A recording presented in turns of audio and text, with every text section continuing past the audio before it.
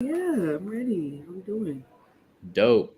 Here on episode 25 of the Bloc podcast, the best podcast in the world for all things Web3, we break down the technology, what's going on in the market, and the ways in which you can benefit. I am NFT and Jai, and I'm joined here today with Brittany Jenkins. Hi. Thank you for having me. Glad to be here.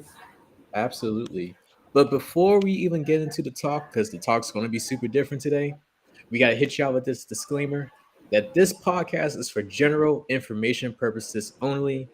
In no event will be liable for any loss or damage derived from the information provided. Please conduct your own due diligence and consult a financial advisor or any other certified financial professional when it comes to your decision making. But with that, man, I'm excited. I'm super excited, Britt. Yeah, I'm happy to be here. I'm ready to get into it and talk about all the things, everything we want to get into. I liked the information you said we talk about today. It's very insightful. Oh, most definitely. I mean, I'm really excited because I'm just thinking about like when we first met at that event that Gary was organizing. I don't even know. Like, was that last year? That was last year, right? Yeah. We met at Brian Brackeen was speaking. He's a renowned investor and managing partner for Lightship Capital, I believe. And Yep. yeah, it was really good. Like I had met Brian before at he hosted an event at Inc. Magazine's Founders House at South by Southwest Mm, in 2020. Well, I don't know, 2022. And yeah, it was really cool running into him. It was the first time when I yeah. had went to that I'd been around that many black venture capitalists, investors, angels. Like it was life changing. Yeah. Shout out to Brian. He's a really, really good brother. And that's when I met you. I also met some other great founders, and we got to chopping it up about exactly what you're doing because you have an EdTech company within Web3. Yes, But yeah. before we get into all that, I have to do you justice and read out this amazing bio.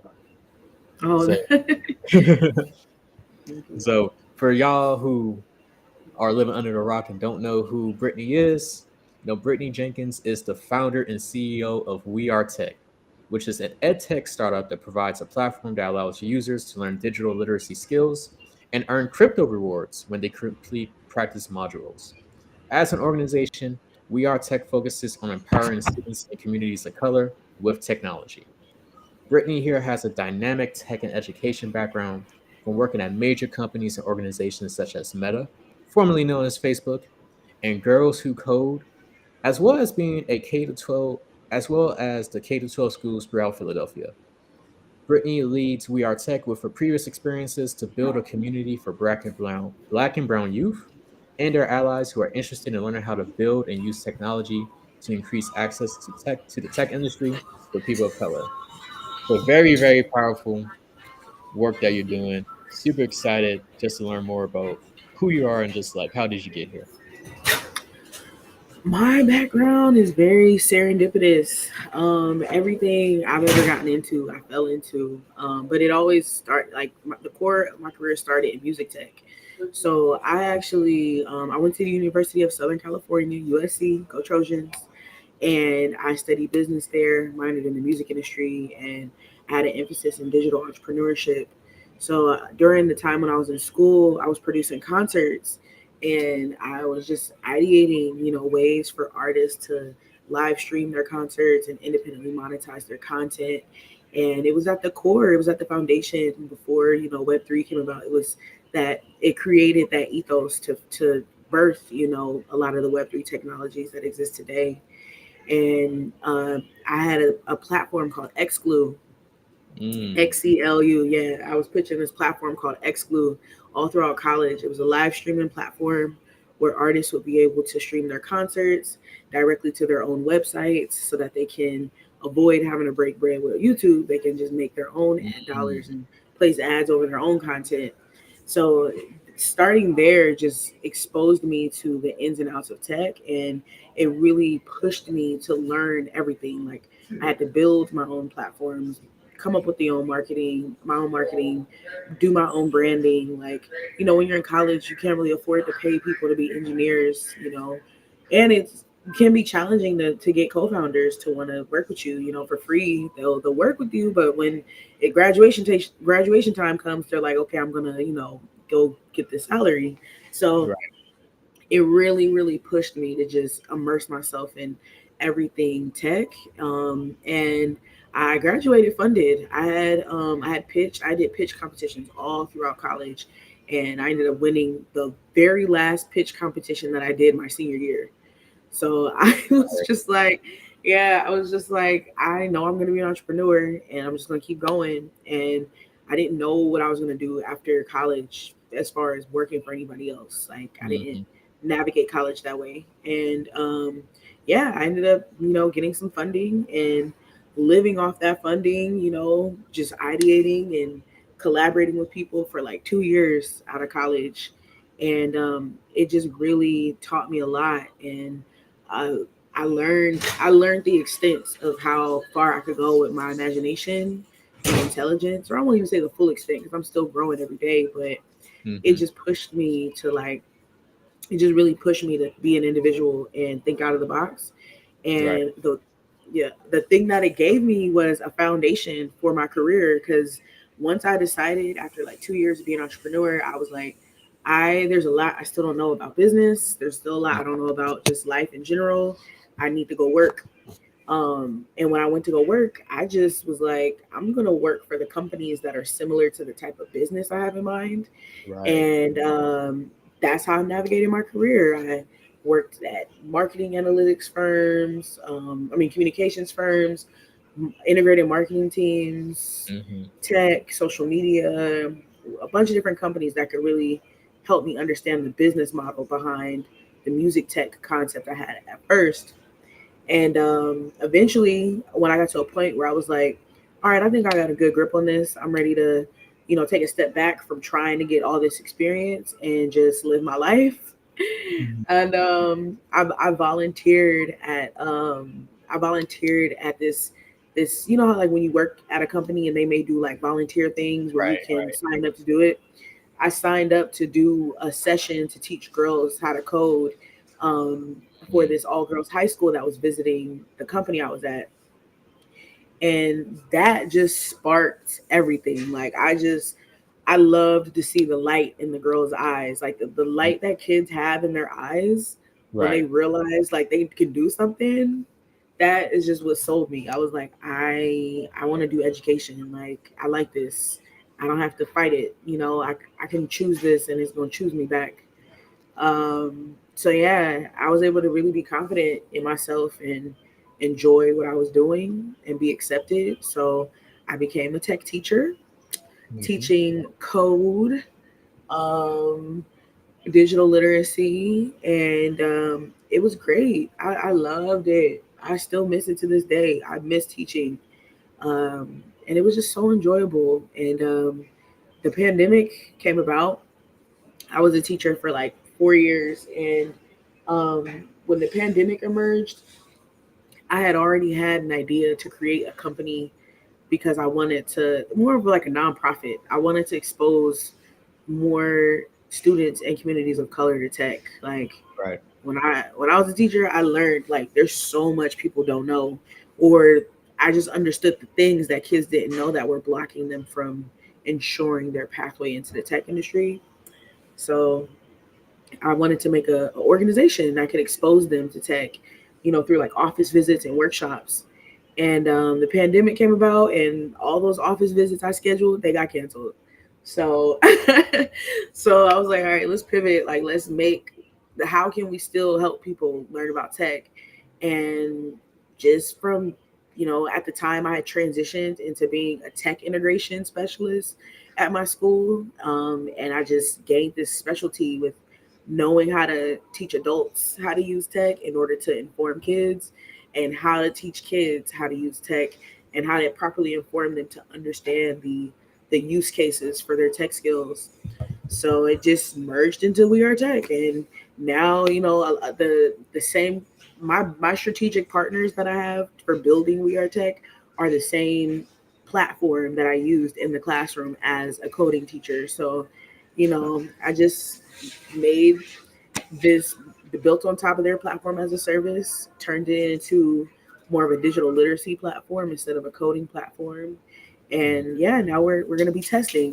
It's just beautiful. Like my life has been serendipitous. Everything I ever experienced is added up to this point. Like nothing's been left out. Not one idea.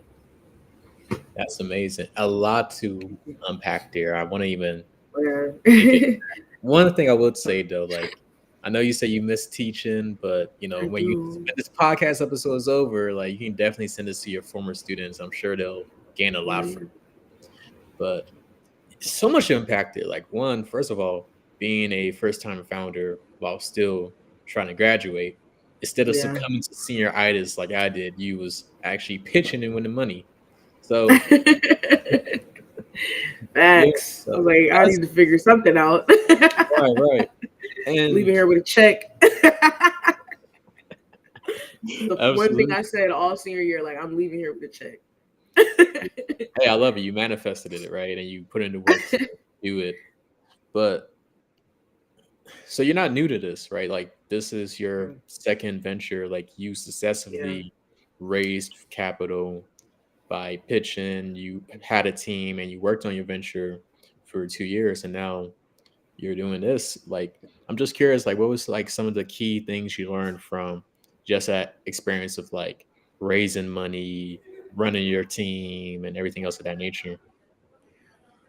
Logistics, and pivoting, like the importance of being willing to stand, not stand in your own way, in order to pivot and to really pay attention to the logistics of what you're doing. Like I think those are some of the biggest things. And pitching, like you a lot of times, and I've learned I've have to take a step back from the anxiety of what pitching is. A lot of times people pitch with the pursuits of raising money, but Hmm. that's not what pitching is for. Like pitching is for refining your pitch. It's for you to better understand what you're doing, what your approach is, and how to really address audiences, because everything is a pitch. And I'm the one thing I can say, like when I went into work, I realized that I approached my interview process like pitching. I Right. always came to interviews with a pitch deck of my skill set and like just pitched. So, you gotta pitching is all about refining your approach, your perspective, shedding all that anxiety, getting more confident in yourself. Like I remember I used to live in LA because, of course, I went to USC. So Hmm. I would go to like they call it Silicon Beach in LA. So like Santa Monica and all that. I would go to events and they would always have like a minute, like, 1 minute pitches at the end of these events. And they would be like, anybody in the audience want to, do a 1 minute pitch? As nerve wracking as that would be, I would always push myself to do those. Right. um I just, anybody out there who is trying to start something, like you have to build your confidence. Like that's half the battle. Like Hmm. they say showing up is 85 or 90% of the job. Actually pushing yourself to do things is like maybe another, like, the rest of it, or another 5% or whatever. But you have to really build your confidence, because putting yourself out there and trying something that either has never been done before, or that people just don't understand, it can be very confidence shattering, and it it makes your anxiety, it really it makes your anxiety exponential. So the more you put yourself out there and just shed those layers, the better off you'll be. And just keep the perspective of what pitching is for. Pitching is not for raising money. It is, you may raise money, you may make some money, but it's really for you to get exposure and for you to refine your approach and the way you're articulating the opportunity that you're addressing. Absolutely. And another quick gem I want to highlight because I want to make sure that people pick this up was when you talked about like after you worked through your first venture, you said to yourself like, "Hey, I'm going to work at these types of companies that Yeah. mirror the industry that I want to work in and learn this Yep. specific skill set." Right, like Yep. that. And that's one thing I'm starting to notice from your story already is like even though you say, "Oh, my life is serendipitous," and It's go with the flow, you seem to be very intentional. intentional about Yeah, like at least the skill sets that you want to build as you go across the journey. So that's one yeah, thing that I highly recommend as well for those who are interested in entrepreneurship. Like, yeah. if you're at the point where you feel as though you still need to develop some more skills, definitely work at these companies that are like No, within your yeah, industry, so what have you. yeah. That's free game, and they pay you. Like you getting meals, money, benefits, and game. Like it's Hmm. there's nothing. Like I used to work at Meta when it was called Facebook, and Yeah. like that was an experience I didn't even know I needed. Like I didn't even know I needed to work at Facebook. It was never even my pursuit Mm, to go work for Facebook. I just happened to be at the right place at the right time and had the right perspective and happened to network with the right person who had the opportunity and kept me top of mind because when I networked with them, they were like, "Oh, this is something that you should be doing it." Like right. so intention takes you so far. Like I even have to always check myself. I had to check myself on this recently. Like, you can't be so short sighted with opportunity. You can't Hmm. think, like, okay, well, this is what I'm going for and this is what I want to get. No, like, you have to be open minded and flexible and willing to accept what is coming from your effort and so but yeah, intention, like you gotta really be open. Honestly, I wouldn't even have half the intentions I have if I didn't open myself to, the most high to get guidance on like Hmm. what what purpose I should be serving. But yeah, don't shy away from like entrepreneurship it's fluid, like you can have a business and still be working for someone else. Or in my case, I knew right out the gate I didn't want to work for anybody because I wanted Hmm. to really dive in, and I waited till I got to a point where I was like, okay, now I feel comfortable not putting as much time or attention into this. I'm at a good spot and I know what I want to add to this. So, and I still do that. I'll still go in and interview places just because of like what level of management I've built into my business and how comfortable I feel about it. But eventually, I'm gonna be like, nah, sorry, I can't, I can't work for nobody. No more freelance either. Like, I just can't. You gotta be on your own terms. I feel you. So, Yeah, but yeah, you spoke a lot about just your experience as being a teacher, helping kids learn not only how to code, but just like different digital literacy skills. And that really led to the inception of We Are Tech. yeah. Like when you was on the field as a teacher, like what were like some of the key things that you found like, oh, these are the things like these children in our community needs to learn in order to really become digitally literate. And even before that, can you define what being digitally literate means? So it's a spectrum. On one side, you have digital literacy, which is your ability to use technology to produce a desired outcome. Hmm. And then you have tech literacy, which is what more people are familiar with and they tend to lean towards when they think about digital literacy. Tech literacy is your ability to make technologies. Your Mm, ability to use technologies, to make technologies, to innovate technologies. And then in the middle of digital literacy, which is your ability to use it, and tech literacy, your ability to make it, you have technological self efficacy, which is your confidence in your belief that you can use technology to produce a desired outcome. So, um, digital literacy, like, I firmly believe digital literacy it's more than the use of tech. It's comprehension mm, and it's critical thinking. right. It's adaptability. And the things that I noticed when I was teaching were though the aptitude to try, the aptitude to test, like the scientific method. Like digital literacy is a culmination of,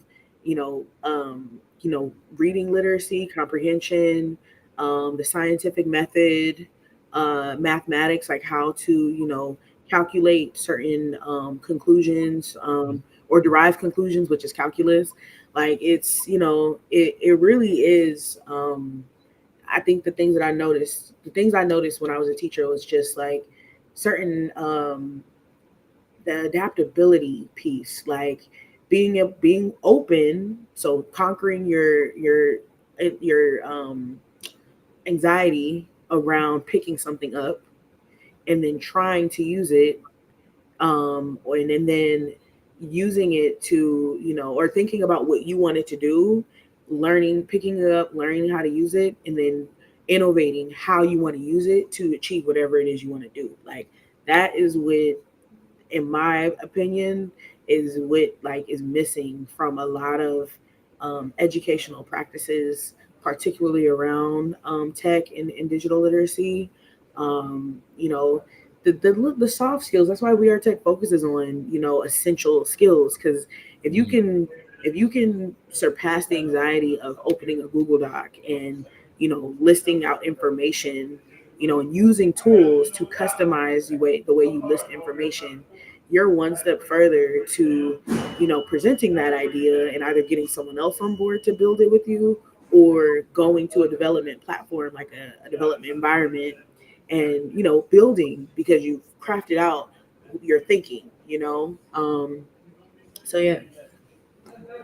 Dope, dope, really cool. I like that breakdown of the spectrum from tech literacy, the ability to create or make technology, like a developer, for example, Yep. digital literacy, that ability to use the technology, because that's really where my mind went to. But that self-efficacy piece is like very crucial because you're right. A lot of times when it comes to tech as a whole, a lot of people will be intimidated, right? Like there's this notion that you have to be this whiz Tech kid person. that knows I'm not a Python. tech person. Yeah. Right, exactly. The fact that that's a thing that people say, I'm not a tech person, like, oh no. Uh, we all have phones. We all use tech every day. I say that all the time. Oh, I'm not really into computers as they pull out their iPhone, which is more powerful and they're able to Right? use it, right? So Yeah, exactly. yeah, I like that. So the efficacy portion, like really teaching or instilling that self of confidence, if you will. Yes. Then you Yeah. spoke about like how we are tech. One of the ways in which you guys differentiate yourselves is by building up that confidence, building up some of those soft skills. So just curious, like what does if I was a student in your program, like what would I be learning? Like what are like some of the modules? So we are going to be testing our first guided project. Can am I able to share my screen on here? Oh, you should be able to. Let me see. Let me pull up Billy link. Here we go. Got it. So we made a guided project. I'm gonna go to the page real quick before I share my. There we go. If you guys are listening to the audio podcast, Brittany's about to share her screen to show us some of that We Are Tech magic. Window. Um, okay, Chrome tab. Let's see, what's the tab? This one. Gotcha. Okay, cool. So, okay, cool. So I can't see me, but I can see. Okay, cool. I can see it now. Okay, so what you're looking at on here is our interface. So what we've created is a simulated environment where you can learn how to use essential tools. Like, and in this case, we're teaching people how to use the word processor. So up here at the, like, if you look on the interface, like it looks literally like Google Docs. And Mm, what someone on this guided project is learning is they're learning how to present an idea or a product using a word processor, and they're learning how to create a one pager. mhm, So this one pager just happens to be about the iPhone. And what someone would do on our platform is they would learn the essential skills of using word processors, spreadsheets, presentation software. But the more compelling aspect is that they're learning how to use these tools within context of why they would need to use them to create professional documents. So, what we plan on doing is having a whole assortment of guided projects that teach them how to make different documents with different technologies.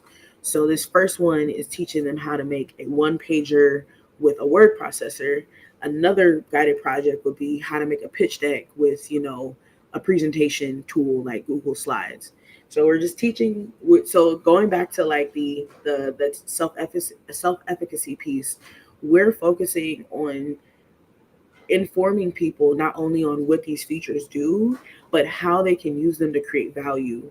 And I noticed as a teacher, creativity was where my students shined. Like Hmm. when I would, I'm gonna stop sharing my screen now. Yep. Um, but I noticed like when I would teach kids about coding and how to make websites, my students shined when they were able to make a web. Like I remember I first gave them an assignment to make a website about a specific thing, and they just would not do it. They were just like, I don't even know why you want me to make a website about this stupid topic. I don't care. Mm. Like, and it would just it would be like the nervousness they have about learning how to code would manifest Right. through attitude. So, but then I learned, okay, if I tell them make a poster about your favorite artist, or let's make a web page that to where you have two images that are layered on each other, and when you click the button it flips the picture, Yeah. like pick your two favorite pictures. Like the customization aspect is really what reels people in, and it builds their confidence because they've decided what they want to do, and now they're using a tool that they didn't know before to do exactly what they want to do. They're clear on what point A to point B is.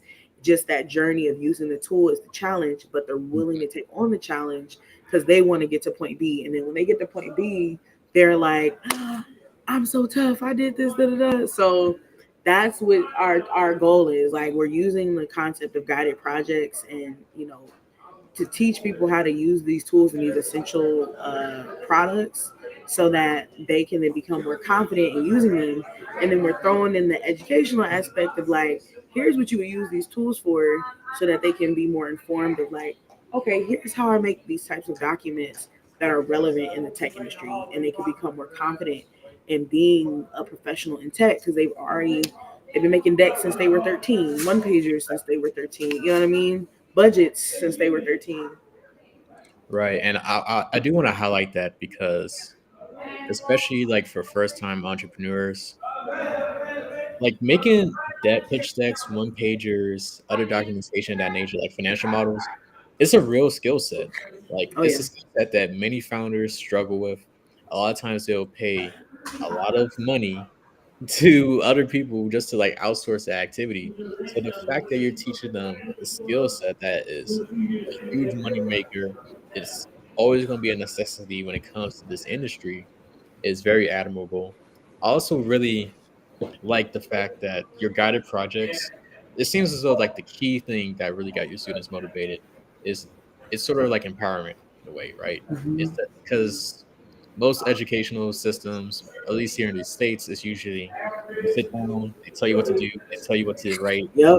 and Yep. it's like a very directive type relationship, as opposed to We Are Tech using these guided projects to put them in the driver's seat where they're able Yes. to, create whatever outcome that's based around their passion. Like that's really dope. Thank you. Thank you so much. Thank you for calling that out. Yeah, like I taught in North Philly, like I taught in West Philly too, but actually the first city I ever was a tech teacher in was in the Bronx when I was working with Girls Okay. Who Code. Yeah, I was in the Bronx, White Plains, and I loved it. I missed my girls. They were dope. My girls that I taught at yeah, I loved it. They were dope. Shout out to Way Women's Academy of Excellence in White Plains.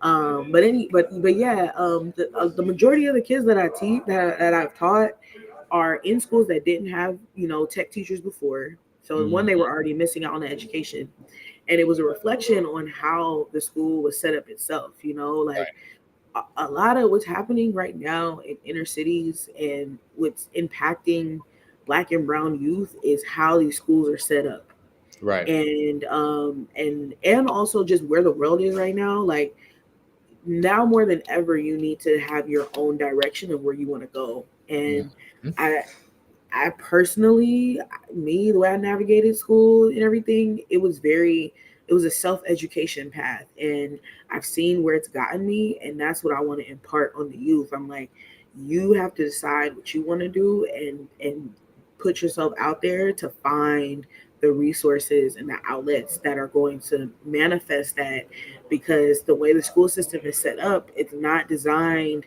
to really, guide you through innovation. And like, Nope. we live a world that's predicated on innovation. Like, even if you want to be a YouTuber, you need to understand how to innovate, and create your content, and pay attention to how to market. Like, everything you want to do requires innovation, and the Mm, more jobs integrate tech, you need to have an innovation mindset.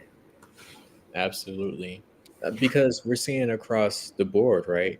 Especially with this new wave from not only Web3 technologies, but things such as artificial intelligence Oh and yeah, all types of technology, right? Like we're yeah, finding ways to replace the menial tasks we used to do back in the day with technology, right? Like yep, I remember seeing like how I want to say it was White Castle in one location, states like they got rid of all people and are just using straight robots, right? So yep.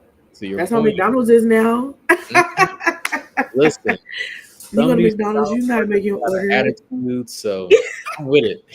You're not making. I know, right? But it just goes to show, like, what we're focused on teaching is that the mindset to approach using technology, and work with technology, because, like you said, like, the world is becoming more digitally focused, and like, it requires a different skill set. It's no longer like, can you put the peg, in the hole? Can you do the thing? It's no longer that. No, it's how can you get the things to do the thing. You know, Yep. um, which is why I like Chat GPT so much, because it's introducing the future of, like, here's how we're going to operate. We're going to get machines. We're going to program machines to do the things we need to do. So let's adopt this critical thinking of how do we program them. But collaboration is key.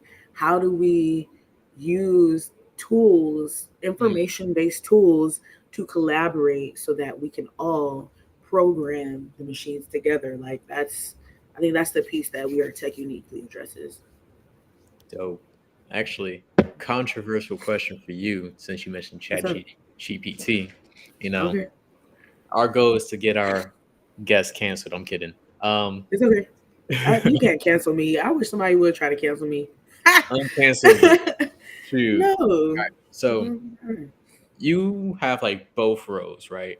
You're an educator, but you're also a techie, a tech professional, right? Mhm. How do you Mhm. feel about students utilizing resources like Chat GPT to like complete their schoolwork? Like, what's your whole stance on that? I think I honestly think, when I dive deeper into Chat GPT, I really think We Are Tech is going to be a, well, side note, from a business development standpoint, I have been challenged to figure out who would want to purchase We Are Tech's data, and I have a strong Mm, feeling that, like, our data more than likely could be used by one of these chat companies. Like, just the data will derive around how people come to conclusions when using our tool, can help with that. I don't know yet. My mind still hasn't gone on that rabbit hole, but side note. But anyways, I'm a tech person, so I actually don't mind it. I just think there's gonna need to be because I've worked in code, like, there's mhm. only one answer, I mean, I won't say only one answer, but there's multiple routes to one answer. So I'm gonna answer this question as a tech educator. Like, as a tech educator who's taught code, there's multiple routes to get to the same conclusion. You're trying to do whatever you want to do on your website, add an image, make a button work, whatever. There's different ways to write that code, but the intelligence comes into your approach. How you made it, why did you make it? Did you use one line because you wanted the system to operate more efficiently, or did you use three lines because you had some other style properties that you wanted to put in there to make it present, better? Like, these are all perspectives. So I think ChatGPT is going to push people to shy away from, here's the question and answer, but it's going to push people to think about, well, how did you get to that answer? Because Right. you know what I mean? Like, it's really going to challenge more critical thinking than people like to allow it to have. Like people think, oh, you're just being lazy, and it's like, no, you actually put intelligence into how you curated the conclusion, because the Mhm. conclusion was going to be derived whether you came up with it on your own or did made a computer do it. So how did you make the computer do it? Like Exactly. what was that? That's the answer to me. Yeah, because I mean that is like a new job area that's starting to grow because of all these. Programming. Yeah, and just like they call them like prompt engineers. Like, can you ask the right Mhm. set of questions to like a chat Hmm. GPT or any other AI model to get that right result, right? Because you can type in whatever, but if you don't know how to phrase your query, Yeah. you're gonna get something else. And honestly, I think people should look at it with a more encouraged lens, because that's the same thing as, what a lot of people were doing with R and SQL, like, Hmm. programming those data queries. Like, it's just a more watered down version. I don't know if that's the right word, but it's a more accessible. There we go. That's the right word. It's a more accessible version, of those things. So instead of criticizing it and being like, "Oh, this is just lazy people," this is for lazy people. No, this is actually a tool that is, if you really dive into it, like it can, there's a lot of applications. Like imagine how much data can be manipulated now because you don't have to learn R or SQL. You can, if there's a way to create a data dashboard with a chat AI, a lot of people are going to be out of a job. There will be new jobs. Like, like that's what I Mm. used to do with marketing analytics. Like we called it social listening. We used to use I used to work at Edelman on the strategic marketing or strategic planning and digital analytics team. And for clients, we would have to do social listening on certain types of platforms, and we would craft these queries, and it was all just code though. Like we would, you know, so I think it's cool now that you can use an AI and just use regular English. It's just good common sense. Absolutely, absolutely. So yeah, and that's really where We Are Tech comes into play, right? Because to your point, with this new wave of technology, a lot of jobs will disappear, but they'll also be ushered in a new wave of jobs, right? Jobs we haven't even thought Facts. about before. But if you're not well equipped with like that digital literacy or that digital self efficacy, more importantly, you're Mhm. not going to be able to like keep up. So, shout out Yeah. to We Are Tech for doing the Thank good you. Lord's work of getting the next generation ready.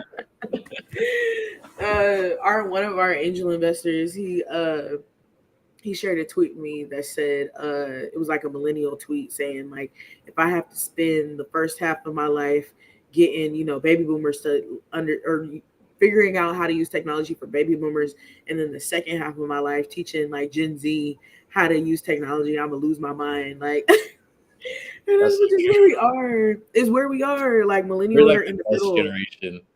We're in the middle. We're right in the middle. Like we're that generation that can bridge the gap. Help the Mhm. older people who don't know, help them understand things, and then the younger ones who know a lot but still don't understand, the nuances. Like technology has been programmed and put in their hands, whereas like we were that generation that still had to plug things in the wall, um, hack a way into getting free music, like we Like, had to really, yeah, yeah, BitTorrent and all that, LimeWire. Like we had to really make our apps, MySpace. We had to make our digital experiences. I Whereas had like, entire albums on my PSP. What? yeah, exactly, right, exactly. I had Super Mario Brothers on my PSP. Like I was able to find, Facts. yeah, right, like finding ways to get these torrented assets, digital assets onto our devices. Like we really dived in on some black hat hacker stuff just Mm, to play games and listen to music. So facts. and watch movies, So it's But the different Carter now. 3, I was listening to that every day on my PSP. Yeah, exactly. Right, mixtape. We're the mixtape era. On top of that, like we're Mhm. the era that changed how music was distributed, and changed the way it was consumed, and change the way people interacted online. Facts. So we just have a very we're the native we're the digital we're the original digital native generation Hmm. that understands the makings of this. Yeah. Big facts. Yeah, so I wanted to go back to We Are Tech, right? Because Mhm. you're focused on like that digital self-efficacy. You have like these guided modules to like really help put students in the driver's seat of what they want to create. But you also have like this really cool rewards incentive program with crypto. Thank Let's you. like Yeah. let's talk about that. Like, can you tell us what you're doing with the crypto piece? Yeah, so I'm just gonna put my deck Yep. on the board or on the because it makes it's easier. Let me see, is it this slide? No. Okay, so our business model. So I think this will be a good visual to pair with what I'm saying. And I honestly, as an entrepreneur, I'm still practicing how to articulate this model. Basically, what we're doing is when people complete their learning modules, they can earn a micro credential. They can then use that micro credential to get access to apply to intern with our partnered businesses. And our partnered businesses are actually our customers because we sell them these bundled packages that come with our custom crypto token. And Hmm. what they're able to do is they're able to give students that intern with them that crypto token for completing tasks during their internships. So we're creating this ecosystem where kids can learn how to do the skills, but then also do the skills for partnered businesses. And when they get those tokens for completing those tasks, they then can come back to We Are Tech and redeem certain rewards like tickets to events, tech prizes, different coupons. Yeah, that's the model. That's So really dope. from thank you. So from the accelerator program that we were a part of, Philly Startup Leaders, in partnership with DeFi Philly, I was able to really get exposure to a lot of practical, um, pioneering business leaders to really understand how to make a business model out of the things we've already done and how to create a model that is viable and scalable. So I'm excited to test this model this spring and just be able to further articulate and refine, what we're doing. Yeah, that's really dope because there's one, you've effectively created a learn and earn model, right? Where Mhm. kids aren't just incentivized to like learn skills for the sake of learning them, but Yep. they can gain real world experiences at these internships, which could, who knows, maybe even turn into a job after graduation, and then earn these redeemable crypto currencies to get dope stuff like tickets or what have you. Especially if you can build out like a pipeline of like partners who can like sponsor and give like really really cool um Right? prizes, right? Like, So I'm saying, yeah, thank you so much. This yeah, this this this model really was birthed from the pandemic because, as I shared before, like I've worked in tech, and during my time working at Meta, I built a lot of relationships with all the other tech companies because I was working in the policy office. So the policy offices at these tech companies are very, very niche, very tight knit. right. So, and I was working in DC. So, like, DC is already super small, and the tech community in DC is very, very tight knit. So, I had all Mhm. these relationships. And then when the pandemic hit, I was like, oh, tech access. We need laptops. We need this. Yeah. We need all these things. And I would reach out to the people I knew, and it would just be straight radio silence. Like, Mhm. sorry, you know what I mean? And I was just like, y'all have all this money, all these things. Why aren't you able to just green light what you're gonna do? And it became very clear. Like, one, you if you do that for one school, you gotta do it for all schools. And two, um, the equity, like the diversity, equity, and inclusion departments and the HR departments at these companies do not have a core competency for impact. Like from that, with that regard, they don't have the core competency for engaging schools, school districts, and sponsoring or providing any supports. That's not their business. So I was like, you know what? There needs to be an entity that that can be a conduit for the tech industry to funnel resources into Mm, the community. So that is why We Are Tech really exists, and how it will always inform how we're modeled. right. And that's really a perfect segue, right? Because especially as we talk about creating these conduits with communities and really galvanizing people together, like you guys also put on a lot of like events, right? Like different people, really like the Let's Talk About Equity conference, Yeah. like thought leaders within like the K to 12 space who talk about like how can we ensure that we're creating a pipeline when these students can go into tech, right? Like, can you just talk about some of that community work that you're doing? Yeah. Yeah, I want to expand it. We're God willing, we've gotten an opportunity to really expand that into a real media offering. But um, let's talk about equity. Started just based off of what it's called. Let's talk about equity. Like, like what does equity really look like? I think what was very originally that talk started because I wanted to talk with high net worth individuals about how to more equitably invest into communities. um, but when the pandemic emerged, there was just this influx of tech. Like everybody decided to give kids laptops.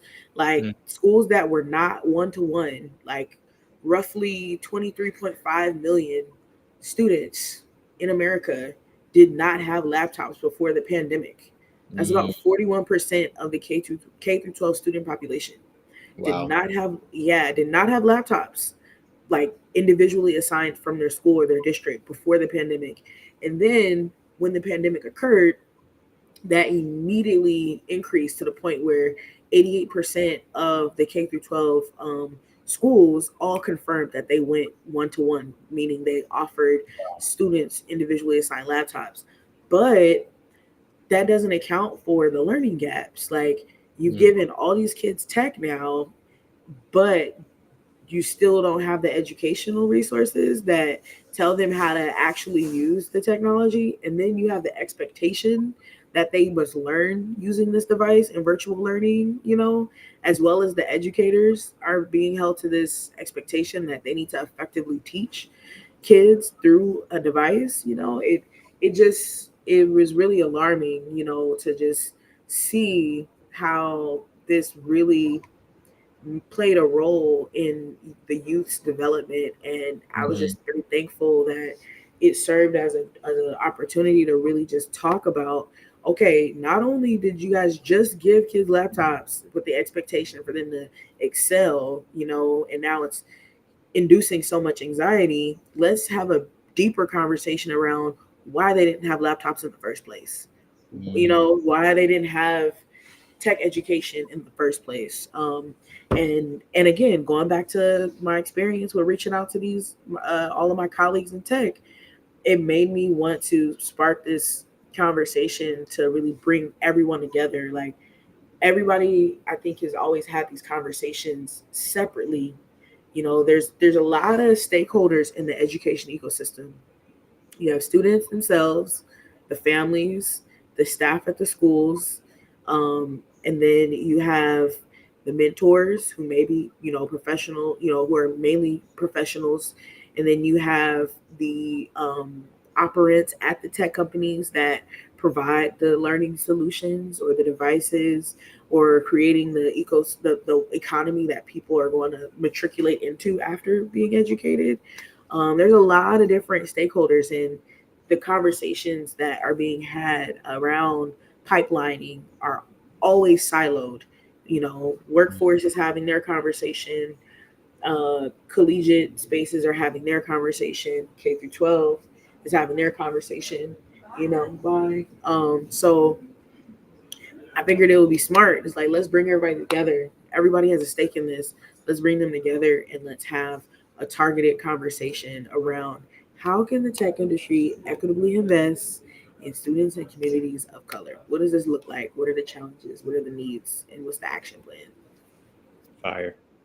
That's really great. And correct me if I'm wrong, but this is like a yearly conference or thought leadership event. Yes. Yeah, it's like a thought leadership series. Like it started off as three panels. So our first panels was it was three part where we had a K through 12 conversation where we engaged students, parent, like across all three of the panels, we always had student rep, family rep, and a professional rep. And the first conversation was K through 12. The second conversation was the collegiate experience, and then the third conversation was the adult focused like workforce experience. Mm, Um, we the second year though, so we're still like molding this. Our second year of doing Let's Talk About Equity, we changed the model and brought it to IRL with a mixer. And then we also expanded it. So instead of having just a three-part panel series, we wanted to do it like monthly. So we ended up having a mixer, and then we had a panel or a fireside chat where mm, we talked about how teachers can get into the tech industry. Um, God willing, we're actually considering an opportunity to turn it into a real media offering. So I'm gonna keep doing it. We're gonna keep doing it because there's always something to be said. Our whole goal is to amplify our community members' voices. So I think this year we're gonna do a content series. I'll be starting to work with some interns from the high school I used to teach at mm, next week. fire. So thank you. So yeah, I think I'll have them. I think we'll do like a community takeover for We Are Tech's website for this year's Let's Talk About Equity initiative. But the goal moving forward is to really make it a media offering where brands can, really amplify the conversation and be a part of the curation and, ultimately sponsor resources going into the community. Fire. Fire. Action pack past 52 minutes of just straight content, straight fire, a very inspiring story. Thank you. Before we end off, just a couple more things. Like, is there anything you really want to get across to the people about We Are Tech and just the overall impact that you're looking to make? Yeah, the I would say our mantra is our. Dang, I'm just realizing this. Our company's mantra is the name of our company.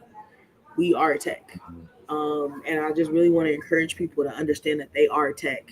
The reason We Are Tech was started was to get people to understand that you are tech. Like when I worked in the tech industry, and even still now, the tech industry, the people behind these platforms does not proportionately represent the people who use the platforms. Mhm. So we just have to really lean into the notion and the understanding that we make up what technology is, and Mhm. we reserve the right to pipeline into the tech industry and really have an equitable contribution to these platforms that make billions off of our engagement.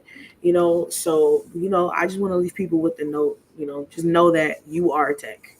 We are tech, and own it. Fire. And where can people get connected with you?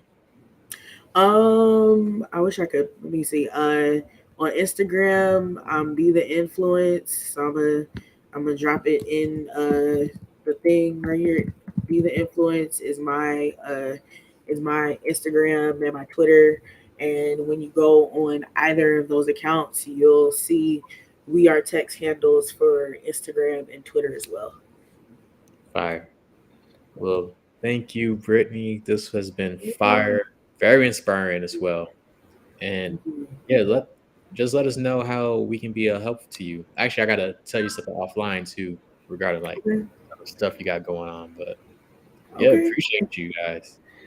Thank you for having me. Absolutely. Well, thank you all for tuning in. Make sure you like, comment, subscribe, and share with your loved ones. And if you're listening on an audio podcast, make sure to give us that 5-star review, 6 stars if you can, and share out with your loved ones. I'm NFT and Jai, and I'm signing out. Yay.